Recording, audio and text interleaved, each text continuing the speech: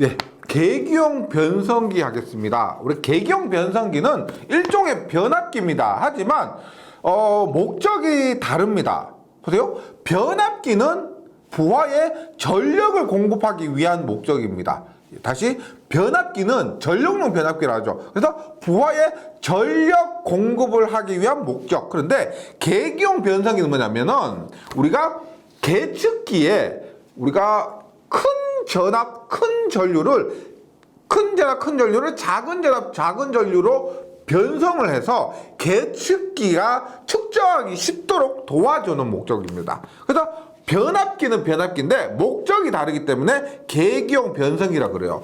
한번 이렇게 한번 보도록 합니다. 예를 들어서 제가 단상이라 볼게요.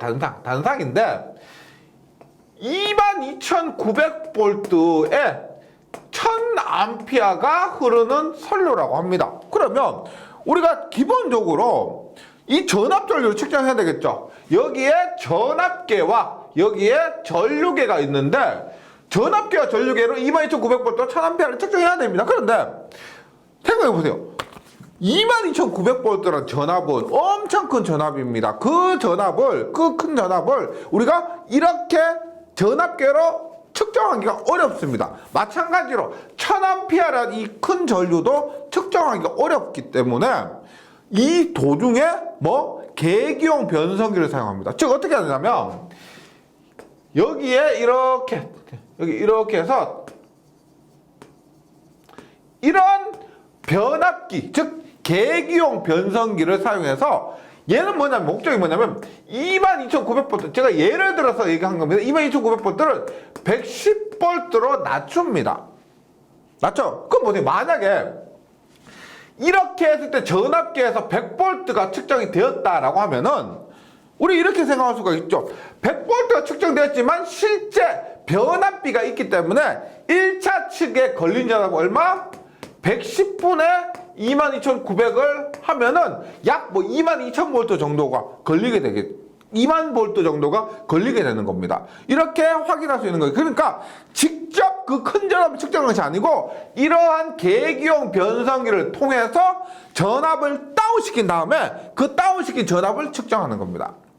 그 다음에 CT도 마찬가지예요. CT도 어떻게? 여기에 이렇게 해서 CT 전류계도 어떻게? 1000A를 5A로 변성을 시키는 겁니다. 5A로. 그러면 만약에 4A가 측정되었다. 전류계 4A 측정되었다. 그러면 실제로 1차적인 흐른 전류를 우리가 계산할 수가 있죠. 어떻게? 4 곱하기 1000대 5로 낮췄으니까 여기는 어떻게? 5분의 1000을 곱하는 거죠. 5분의 1000. 그러면 실제 얼마? 4A가 흐르지만은 4A가 측정됐지만은 1차 측에 흐르는 전류는 800A다는 것을 알 수가 있습니다. 그래서 요거 있죠. 큰 전압을 작은 전압으로 다운시켜서 전압계에 공급해주는 이것을 우리가 PT라고 합니다. PT. 포텐셜 트랜스포머. 변압기가 영어로 트랜스포머라고 그랬죠. 그런데 포텐셜 트랜스포머. 포텐셜이 우리가 위치의 전기적인 에너지라고 해서 얘가 포텐셜이 전압이라고 보시면 됩니다. 포텐셜 트랜스포머고요. 얘가 뭐냐면 CT입니다. CT 뭐겠어요? 커런트 트랜스포머입니다. 커런트. 전류의 크기를 바꿔주는 거. 그거 봅니다. 교재를 한번 봐요. 계기용 변압기 PT와 그 다음에 계기용 변류기 CT가 있는데 하나 더 교재에서 보면 PT와 CT가 연결된 것 있죠. 얘는 뭐냐면 이렇게 보세요. 전력을 측정하고 싶습니다. 전력. 우리가 전력은 전압 곱하기 전류죠. 그러면 여기에 적산 전력계가 있습니다. 적산 전력계가 있으면 적산 전력계도 마찬가지예요. 이렇게 PT를 통해서 연결하고 그 다음에 CT를 통해서 이렇게 연결을 하는 겁니다. PT와 CT. 얘를 우리가 하나의 함 안에 넣습니다. 하나의 함 안에. 이것을 우리가 전력 수급용 계기용 변성기라고 해서 MOF라고 합니다. MOF. MOF는 PT와 CT를 하나의 함 안에 넣어서 그 변압된 전압과 변류된 전류를 적산 전력계로 공급하는 겁니다. 그럼 보세요. 만약에 여기에서 측정된 전력이 100W라고 했을 때 곱하기 22,900에 110, 그 다음에 1000에 5A라고 하면 실제 1차에 공급된 전력은 얼마냐? 여기에 측정된 값에서 어떻게? 110분의 22,900 곱하고 그 다음에 5분의 1000을 곱합니다. 이것을 우리가 승률이라 그래요. 승률. 그래서 측정된 전력에서 승률을 곱하면 실제 전력입니다. 그러니까 우리가 실제 그 큰 전력을 측정하지 않고서도 PT와 CT를 합한 이 MOF를 통해서 1차 측의 전력을 측정할 수 있는 겁니다. 네. 교재를 다시 한번 봅니다. 교재에 나온 거 이거요. PT, CT, PT와 CT를 합해 놓은 것. 이렇게 해서. 계경 변압기 PT는 고전압을 저전압으로 변성해서 계전기라는 것은 뭐 과전압 궤전기, 부족전압 궤전기 이런 것들입니다. 측정용 계기 전압계에 공급을 하는 것이고요.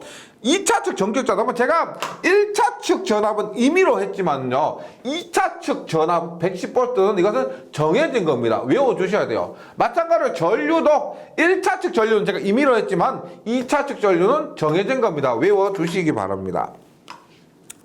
계기형 변류기도 마찬가지예요. 계기형 변류기도 이런 식으로 생겨서 다음 페이지 보시면 대전류를 소전류로 변성해서 계전기나 측정기가 어디예요? 전류계입니다. 전류계에 공급하는 것이고 이 CT의 2차 측 전격 전류는 5A. 이것은 디지털 계기 같은 경우는 1A짜리도 있는데 특별한 언급이 없으면 우리는 5A로 기억을 해주시고 시험에서도 이렇게 답을 해주시면 되겠습니다.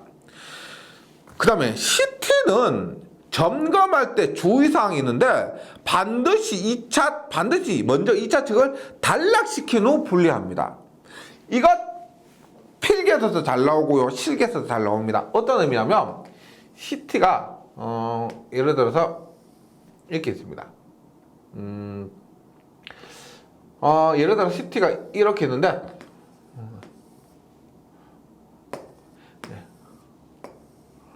이렇게 있고 지금 전류계가 이렇게 있습니다. 이렇게 있는데 우리 CT 특성상 이렇게 보세요. 일종의 변압기입니다. 일종의 변압기요. 변압기 등가효를 그려요.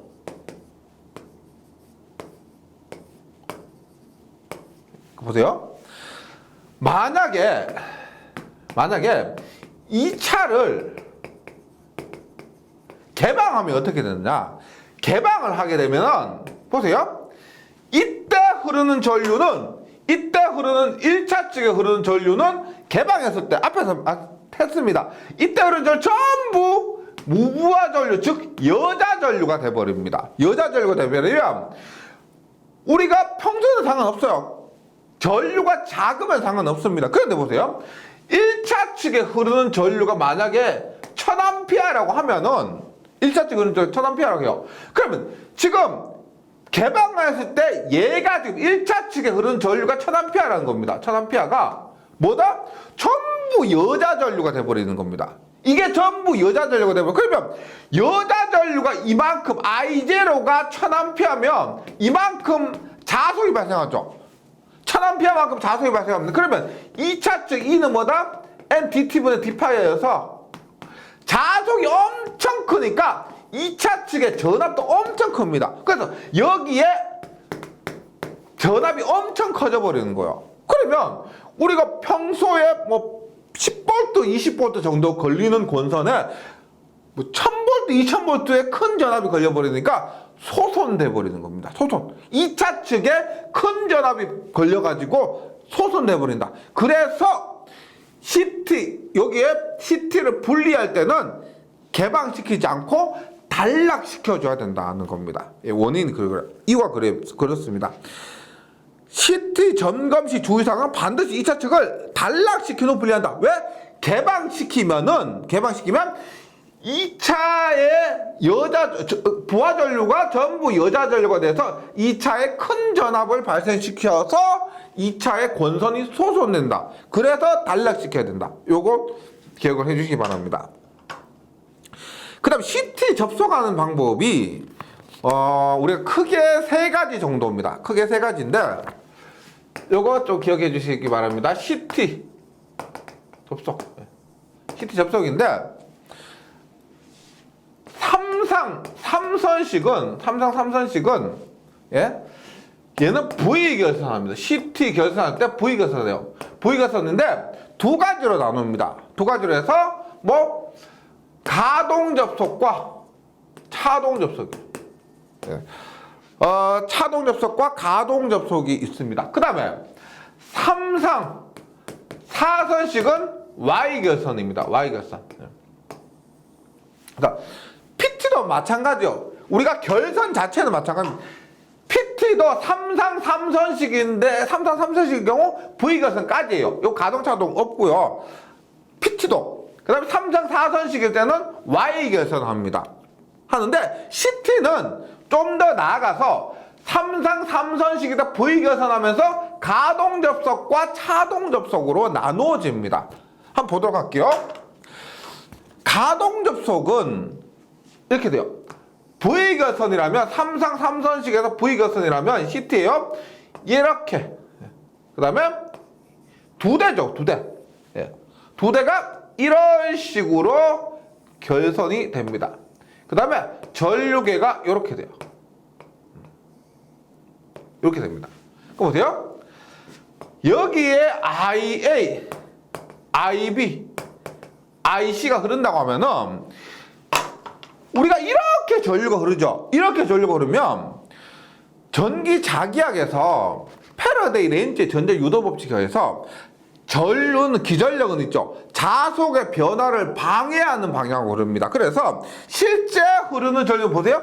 부하 전류가 이렇게 흐르잖아요. 그러면 실제 흐르는 전류는 변류계 흐르는 전류는 이렇게 흐르면 그것을 방해하는 반대 방향으로 이렇게 흐르게 됩니다. 이렇게. 그러면 이것에 의해서 얘가 이렇게 흐르게 되고요. 그 다음에 얘도 마찬가지로 이렇게 전류가 흐르면 이렇게 흘러서 이렇게 흐릅니다. 그러면 여기 전류계 흐르는 전류는 키르요프의 법칙에 의해서 어떻게 된다? IA 들어가고 나가는 거죠. 얘 나가는 전류는 IA 플러스 IC가 됩니다. 맞죠? A상 전류와 C상 전류의 합이 됩니다. 지금 얘가 뭐냐면 가동 접속이에요. 3선식 V 결선 중에서 가동 접속입니다. 그러면 벡터도로 그리면은 결과는 외우시면 되는데 보세요. 우리가 이렇게 있습니다. 얘가 IA예요.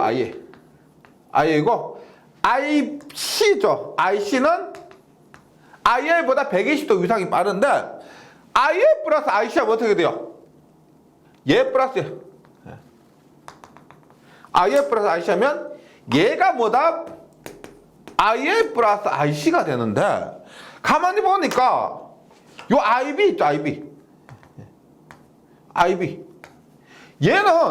얘가 IB인데 IB에다가 위상 그러니까 즉 마이너스 IB하고 같더라는 겁니다.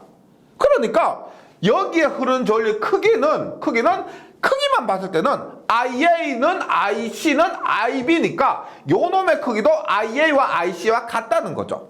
예. 그래서 교재에 있는 거 보세요. 가동 접속일 때 전류계 A의 GC는 CT 2차 전류와 같은 크기의 B상 전류 크기 위상 빼고요. 어차피 교류에서는 그대로 시간에 따라 변하니까 B상 전류 값을 지시합니다. 그래서 IA, IB, IC가 크기가 같고 B상의 전류 값을 지시한다. 요거 기억해 주시기 바랍니다. 요것이 뭐냐면 3선식 V 결선에서 가동 접속입니다. 가동 접속. 차동 접속 한번 보면은 이렇게 돼요. 결론은 제가 마지막에 말씀드린 거 가동 접속일 때 흐르는 전류는 B상의 전류면서 크기는 IA, IB, IC 같다는 겁니다. 차동 접속 같은 경우는 이렇게 이렇게 하고 전류계가 이렇게 있을 때 봐요. 차동 접속은 이렇게 됩니다. 이렇게 돼요. 그럼 보세요. 방향을 잘 보면 지금 IA, IB, IC가 이렇게 하니까 좀 전에 했던 것처럼 IA는 어떻게 돼? 이렇게 흐르죠. 이렇게 흐르니까 쭉 가서 IA는 이렇게 가서 이게 IA가 됩니다. 이렇게 IA. 그 다음에 IC는 어떻게? IC는 이렇게 하니까 이렇게 하죠. 이렇게 가서 쭉 하니까 어떻게? 이것이 IC가 됩니다. 그러면 전류계 흐르는 것은 전류계에는 뭐다? IC, 뭐 마이너스 IA, 뭐 IA 마이너스 IC 되고요. IC 마이너스 IA의 전류가 흐르게 됩니다. 그럼 이때 벡터도를 그려보면 IC 마이너스 IA는 IC 마이너스 플러스 IA와 같죠. 마이너스는 마이너스 플러스 이렇게 되는 거예요. 그러면 얘가 IA고요. 얘가 IC면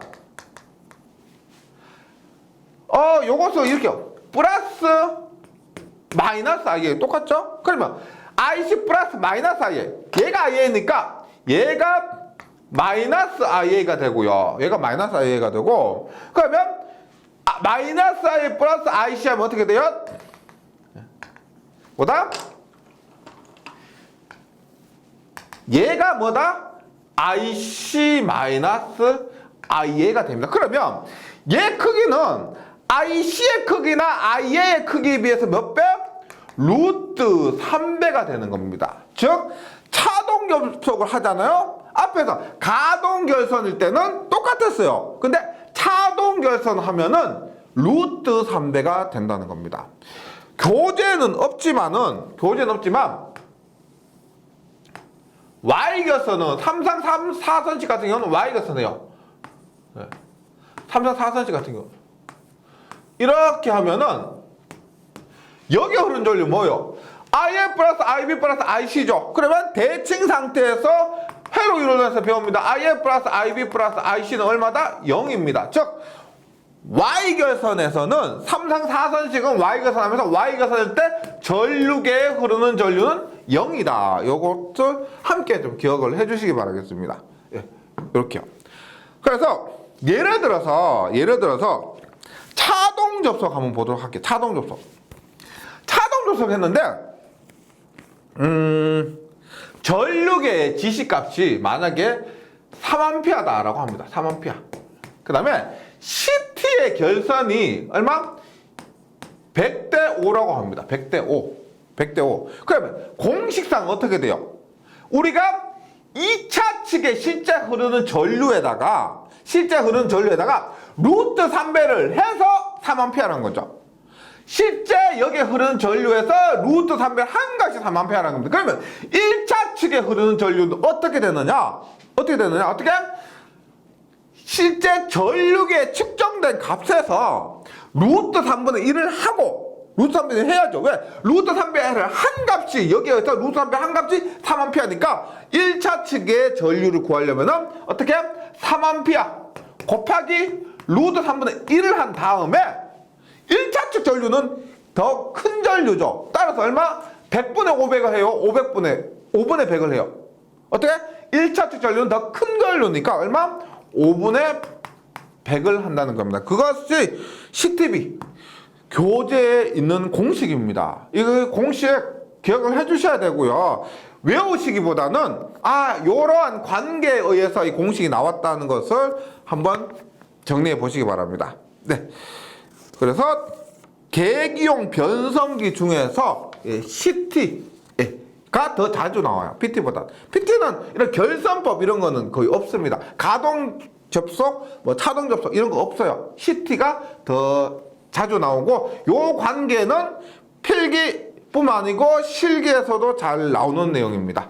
여기서 정리해 주시면 좋겠고, 네, 그 다음 변압기 시험법 및 취급 보수 가도록 하겠습니다. 시험법인데 앞에서 했던 내용입니다. 시험법 중에서 어떤 시험법이냐? 무부하 시험, 단락 시험. 이 대표적인 것이죠. 앞에서 변압기 등가 회로를 그릴 때 변압기 등가 회로를 그리려면 어드미턴스, 그 다음에 철손을 구하는 시험은 무부하 시험이고, 그 다음에 임피던스, 그 다음에 동손을 구하는 시험은 단락 시험이었습니다. 그 시험을 얘기한 거예요. 그래서 첫 번째 변압기 기본 시험으로서 무부하 시험과 단락 시험이 있습니다. 말 그대로 무부하 시험은 2차 측을 개방시켜 놓은 거죠. 우리가 다른 거 다 떠나서 보세요. 전류계가 이렇게 있고, 전력계가 이렇게 있고, 전압계가 이렇게 있습니다. 하고 나서 무부하 시험보다 이렇게 개방을 시켜 놓는 거죠. 개방시켜 놓습니다. 이렇게 하면 보세요. 개방을 시켜 놨을 때 이때 흐르는 전류 뭐예요? 이때 흐르는 전류는 개방시켜 놨을 때 실제 여기 흐르는 I2는 0이죠. 여기에 흐르는 I1도 0이지만 이때 전체 전류는 뭐다? 무부하 전류죠. 혹은 여자 전류가 됩니다. 무부하 전류 혹은 여자 전류. 그 다음에 이때 전력계에서 측정되는 전력은 뭐예요? 무부하 시험을 했을 때 측정되는 전력 뭐다? 철선이죠. 철선입니다. 예. 이러한 무부하 전류, 여자 전류, 그 다음에 이런 걸 통해서 여자 어드미턴스, 철선 등을 구할 수가 있습니다. 그 다음에 단락 시험입니다. 똑같아요. 단락 시험은 이렇게 했을 때 단락시키는 겁니다. 그때 단락시켜서 얘가 전압이죠. 전압인데 단락시켰을 때 여기에 걸리는 전압이 뭐예요? 이때 임피던스 전압입니다. 임피던스 전압. 그리고 이때 측정되는 이 손실이 뭐다? 동손입니다. 동손. 네. 그래서 앞에서 했던 거 그냥 복습했다 생각해 주시면 되겠습니다. 이 외에도 저항 측정 시험입니다. 말 그대로 여기에 저항을 등가회로 그리려면 저항값 있죠. 저항값을 측정하는 시험이 있습니다. 작은 저항은 낮은 저항, 그래서 1옴 미만 이런 낮은 저항은 우리가 켈빈 더블 브릿지, 그 다음에 중저항, 저저항은 켈빈 더블 브릿지, 중저항은 휘스톤 브릿지로 구할 수가 있습니다. 극성 시험, 가극성, 강극성 그런 극성 시험은 직류 전압계, 교류 전압계, 표준 변압기에 의한 방법이 있고요. 개방회로 시험으로 측정할 수 있는 시험은 개방회로 시험으로 측정할 수 있는 것은 뭐냐면 앞에서 했죠. 개방회로 무부하 시험입니다는 무부하 전류 구할 수 있고 히스테리 시손, 그 다음에 와류손, 히스테리 시손과 와류손 합쳐서 철손이죠. 그 다음에 여자 어드미턴스를 구할 수가 있고, 단락 시험으로 측정할 수 있는 시험은 뭐다? 동손과 임피던스 전압 등, 동손과 임피던스 전압 등을 할 수가 있습니다. 등가회로 작성 시 필요한 시험은 우리 앞에서 등가회로 그렸죠. 그때 임피던스, 어드미턴스 이런 부분을 모두 알아야 됩니다. 그래서 단락 시험과 무부하 시험과 저항 측정 시험 등이 필요했습니다. 앞에서 등가회로 그리면서 다 말씀드렸던 부분이에요. 예. 그 다음에 기본 시험에 있어서 또 중요한 게 뭐냐면 온도 시험입니다. 우리가 예를 들어서 애들이 아프면 열나잖아, 맞죠? 아프면 열납니다. 기기도 똑같아요. 기기도 문제가 있다는 거, 열이 난다는 것은 생각보다 우리가 일정 수준의 온도가 상승하는 것보다 문제가 생기면은 더 높은 온도로 상승하는 거죠. 그래서 온도 상승을 시험할 필요가 있습니다.는 대표적인 것이 실부하법이 있고요. 그 다음에 반환부하법이 있습니다. 이름 자체가 이런 거죠. 실부하법은 실제 부하를 연결해서 시험하는 법이에요. 근데 실제 부하를 연결해서 시험하다 보니까 전력 손실이 발생하죠. 전력을 공급해야 됩니다. 그래서 실부하법은 전력을 많이 소비하기 때문에 별로 좋지 않은 방법이고요. 좋은 방법은 뭐다? 반환부하법입니다. 말 그대로 전력을 소비하지 않고 반환시키는 겁니다. 반환시키기 때문에 효율면에서 좋다.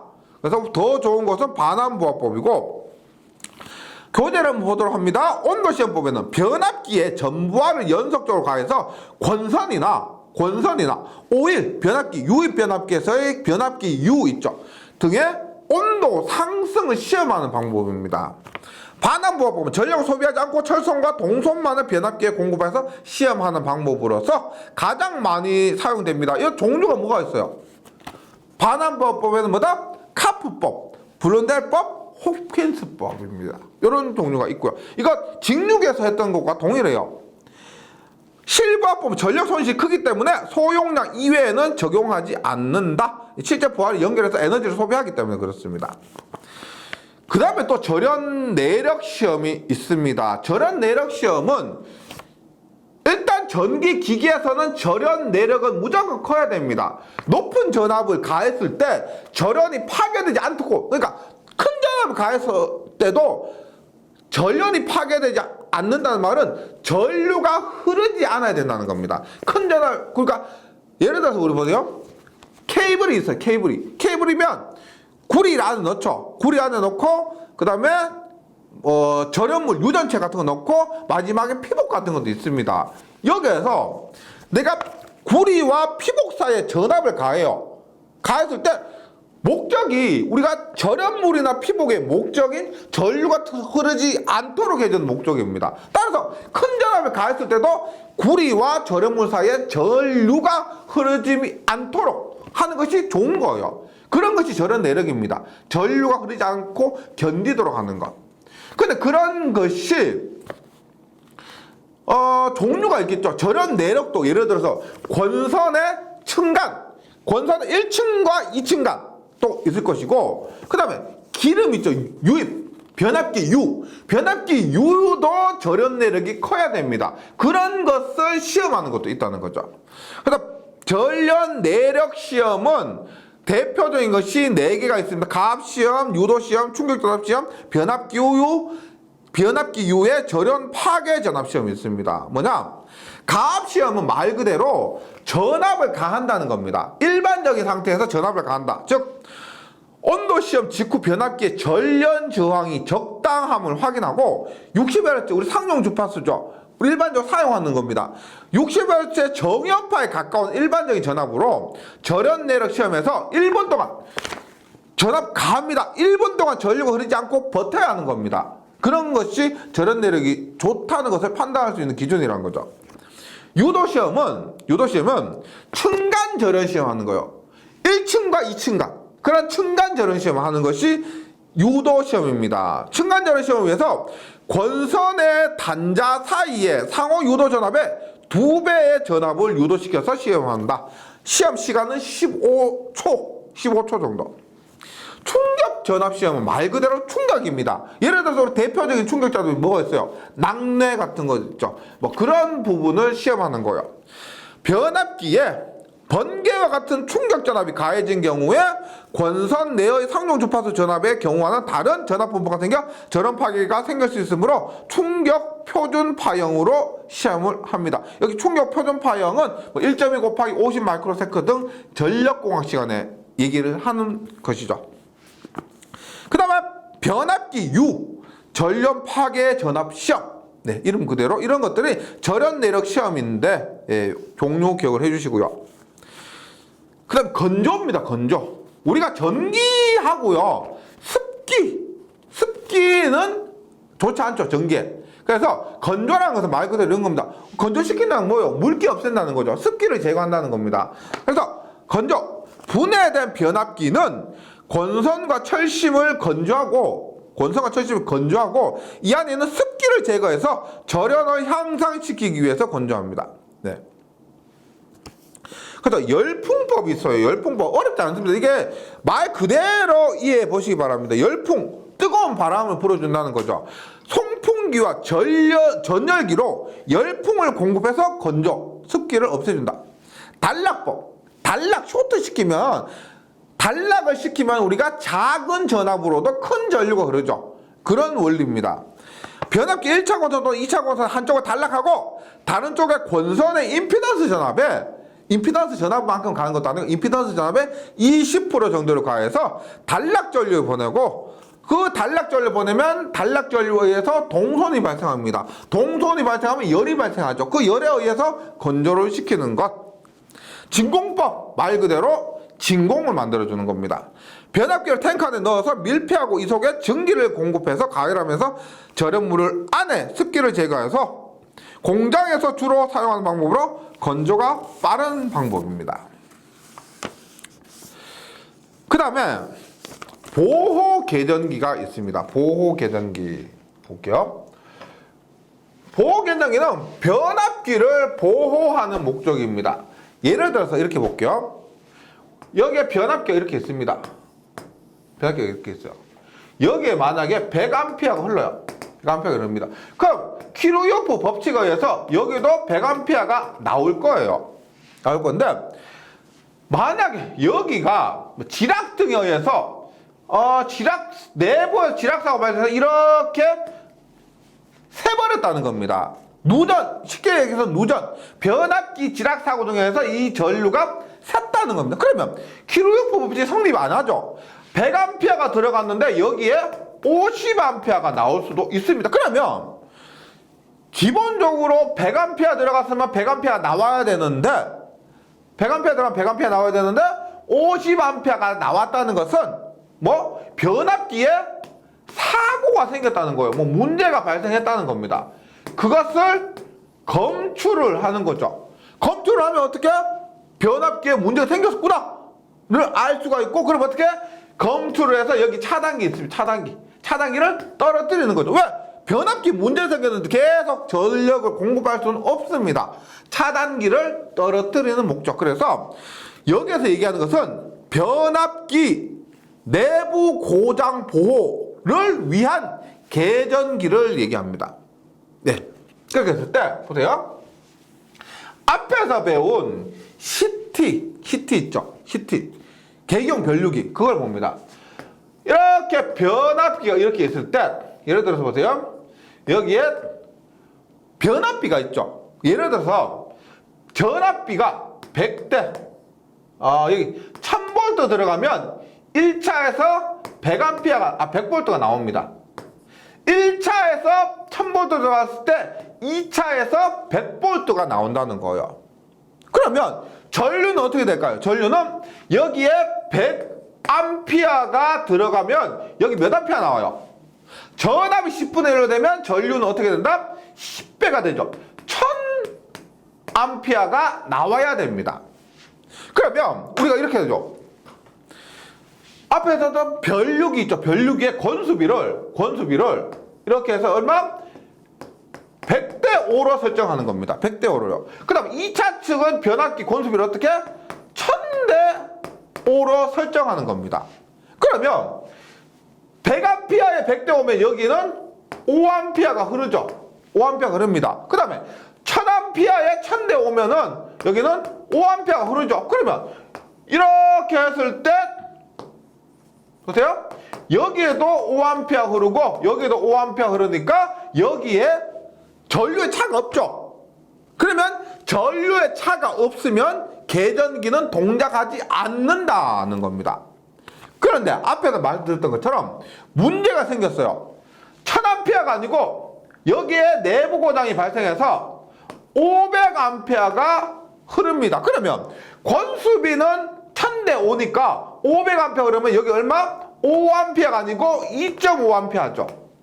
그리고 5A에 2.5A 흐르면 여기 전류의 차가 얼마예요? 전류의 차가 2.5A가 생기죠.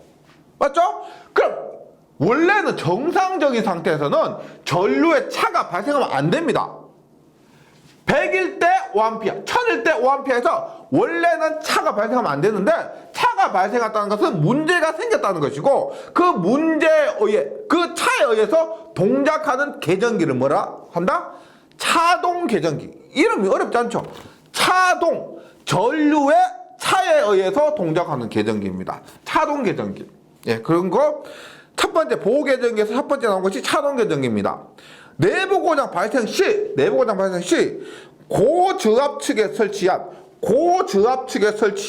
CT 2차 전류 5A요 2차 전류의 차에 의해서 계전기를 동작시키는 방식이 순수하게 크기의 차입니다. 차. 그런데 여기에 차가 아니고 차의 비율입니다. 비율.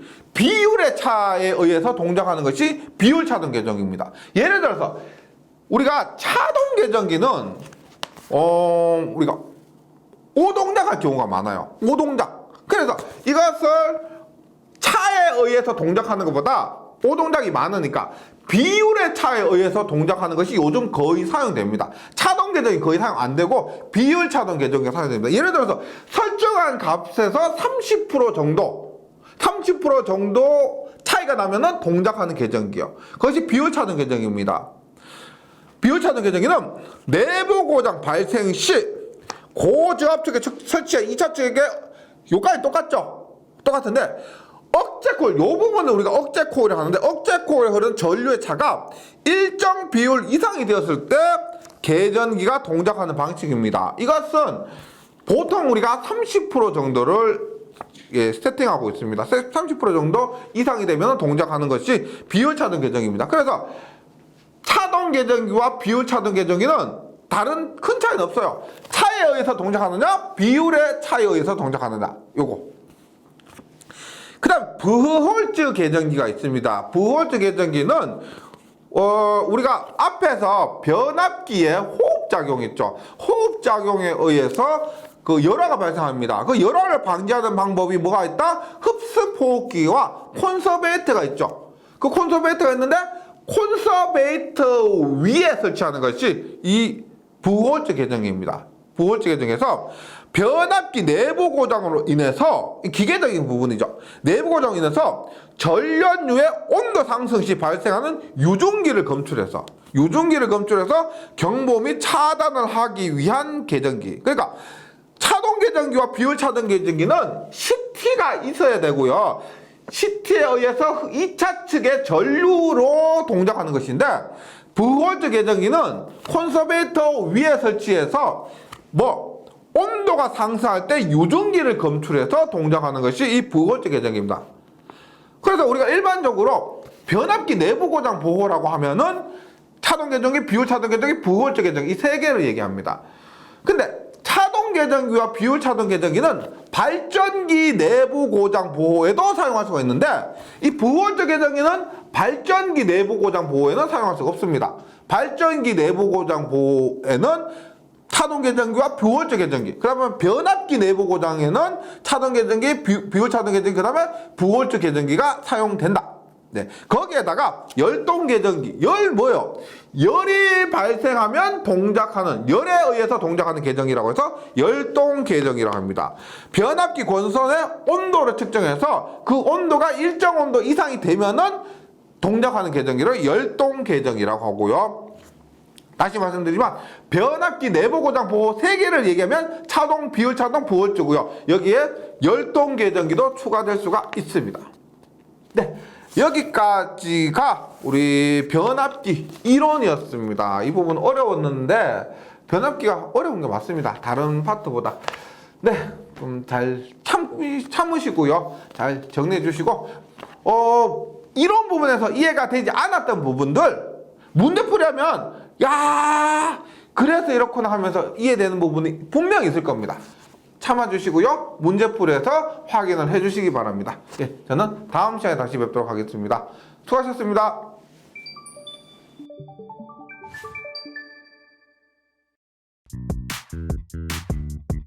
전기에 강해요. 전기 자격증 나산 에듀